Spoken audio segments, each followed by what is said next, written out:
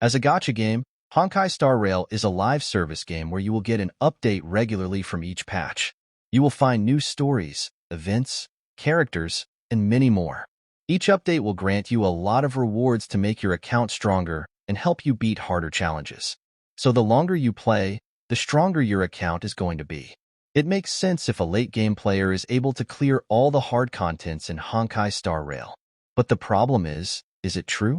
Can late-game players who play the game for more than 6 months clear all Memory of Chaos with 36 stars and Pure Fiction with 12 stars? The players who join the community and watch some guide videos might say yes because they understand how the game works. But the rest who just play the game casually, can they do that? Or can they even beat a main story boss like Argenti or Aventurine? From the perspectives of old players who have played the game for more than 6 months and already have an idea about what kind of game Honkai Star Rail is, I believe many players will say that this game is easy, at least compared to a more challenging strategy game like Arknights. However, the other problem lies in new players thinking that they can beat all the main content even when they have just started the game in less than 3 months. They believe that Honkai Star Rail should support new players to clear the main story and events as soon as possible so that they can explore other content in the game. I don't say that this opinion is wrong, nor I don't support this opinion too. But one thing for sure is that Honkai Star Rail is definitely a hard game for a new player. If you have ever played Genshin Impact, you will realize the big difference between both games besides their rewards and how they treat their players. What is it? The difficulty. Genshin Impact, even though it has more complex battle mechanics where you need to dodge and use the right reaction at the right time, is a lot easier compared to Honkai Star Rail in terms of difficulty. Clearing Spiral Abbeys with 12 star is easy, even if you are a new player because of Hyper Bloom, or a super broken character like Nouvelette. But in Honkai Star Rail, there is no way to get 36 star in Memory of Chaos if you are a new player, unless you have E2 Acheron or E2 Imbibitor Luni. And we're only talking about the in-game content like Memory of Chaos. Meanwhile, other content has the same difficulty, such as Pure Fiction, Gold and Gear, and Swarm Disaster. This content is the peak difficulty in Honkai Star Rail. They are the in-game challenge the developer provides to test every player's account. Unfortunately, it is not only these kinds of content that makes new players frustrated. I still remember when I lost to Argenti in the main story mode. Yes, you're not hearing it wrong. A late-game player who played the game for more months lost to the story mode boss. I know I'm playing carelessly at that time, but still, how can I lose with all the relics I've already built? I even use meta characters like Imbibitor Luni and Fuxian.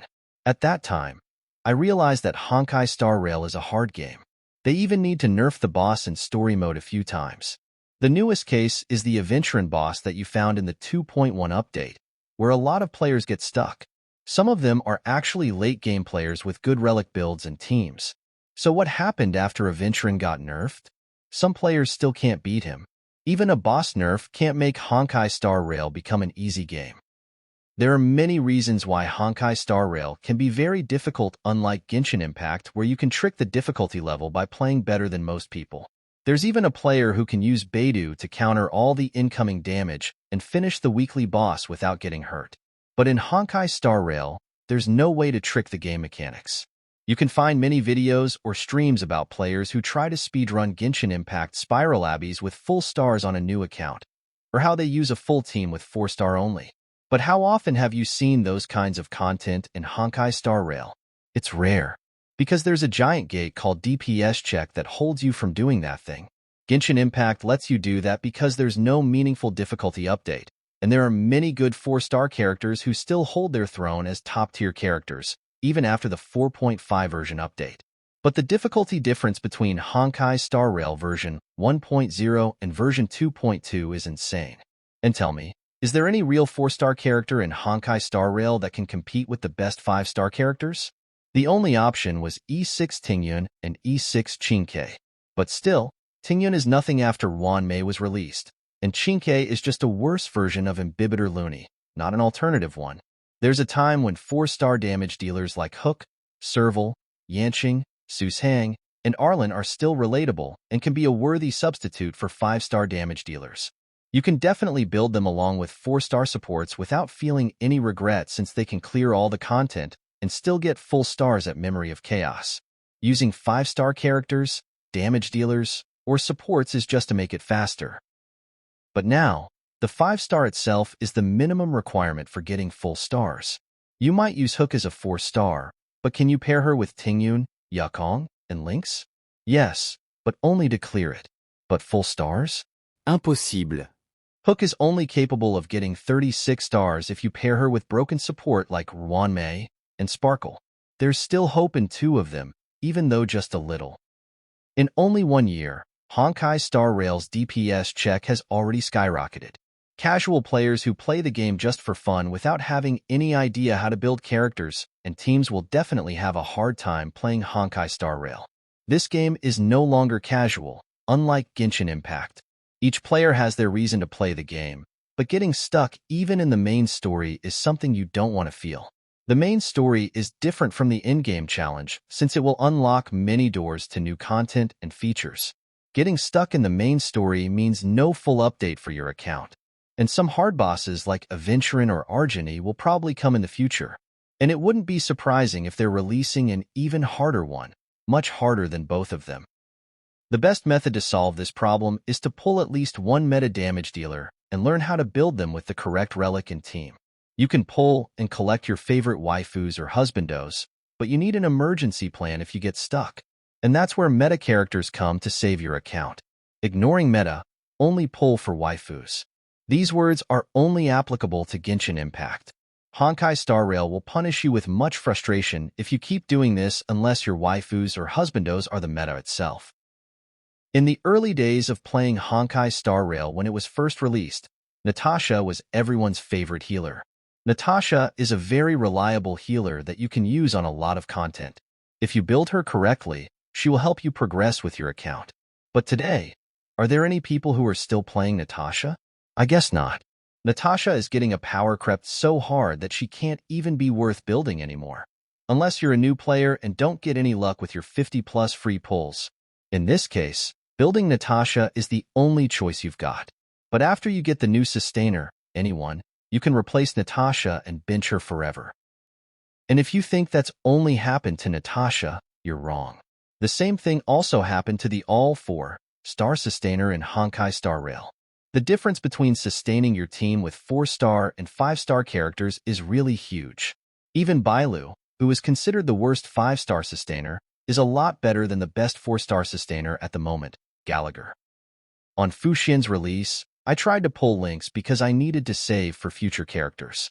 But after I built her and transferred all of Natasha's relics, I decided to continue pulling until I got Fuxian. The reason is simple. Lynx is really bad, and it even makes me regret all the resources I've already spent on her. Before Fuxian and Lynx were released, many people said that Lynx was enough to sustain your team, so you don't need to pull for Fuxian. People say she is better than Natasha, and the difference is pretty big, especially because she has continued healing and debuff removal. But after I built her, her heals are so small that they're not even worth mentioning. After I got Fuxian and tried to farm until I was finally able to build her, my annoyance was completely gone. Fuxian exceeded my expectations and even made me forget about Lynx. Since I don't have Luocha or Bailu, Fuxian was my first 5-star sustainer. So, the standard I've set for an ideal sustainer is pretty high. If a high-tier 4-star sustainer like Lynx is just a full disappointment, I think it's reasonable if I don't have any trust towards a character on the same level. For example, I didn't want to build or even read Gallagher's kit when I had him at E6, and people said he was really good. That's how much I hate the 4-star sustainer in this game. On Genshin Impact, the ideal meta of a good sustainer is not only seen by how much they heal or how strong their shields are, but also by what they offer besides sustaining. That's why a free character like Barbara is rarely used. She offers healing only. But still, if we're talking about sustaining, Barbara is more than enough. You can use Barbara in the hardest content and end up with all of your characters still alive. Meanwhile, can you really trust Lynx to sustain your team? Your answer is no, right? There's no way to bring Lynx to the Swarm Disaster and Golden Gears, or even Memory of Chaos. But if you rely on Aventurine, he can make your team clear the stage without even getting scratched. You see? The difference between 4-star like Lynx and 5-star like Aventurine is very huge. And we're only talking about sustaining capability, not his other traits like debuffing enemies and follow-up attack. In the end, Honkai Star Rail is a gacha game that pursues you to be patient and good at resource management. These two things are the most important aspects of playing this kind of game, a gacha game with a high level of build and team requirements. Not understanding these will only ruin your enjoyment because of your own expectations, especially because the two most important mechanics of this game, damage dealer and sustainer, have very high standard requirements. Always remember that live service games are supposed to be played from time to time. It's not a rushing game where you clear half the content in less than a week. Some players might reach a higher level with a better team than you, even when you always logged in to use your stamina and watch a lot of guides. But that's okay because there are a lot of factors that determine your account progress outside playing the game where you can't control it, such as having a good RNG luck. A lot of things in many gacha games always revolve around players' luck. Honkai Star Rail is no exception. There are two kinds of resources in this game, the freemium one and the premium one. You can get a lot of free resources by logging in and doing the daily farming, then use them to build your characters and teams. The premium one, Stellar Jade, is what you usually get by clearing some stages or events for the first time and completing the daily mission. You can use this to pull a new character or light cone. But the problem is, both of them are limited, even the freemium one, because the stamina you get is limited by time. That's why an account's power goes hand in hand with its account level. The more time you spend, the stronger your account will become. But even after understanding that Honkai Star Rail needs a lot of time and patience, it is definitely not enough to determine that your account is going to get strong enough to clear all the hard content. Because if you use all the resources that you've collected from time to time in the wrong thing, all of those resources will become useless. I know that sounds harsh, but that's the reality. You can watch some famous YouTubers doing account reviews and tell me, is your account better than most of them? Especially the one with the same level. If your answer is yes, then congrats because you are playing the game in the correct direction. Because some of them are really bad, that makes me start to think, did they give their account as someone who can't even read and learn?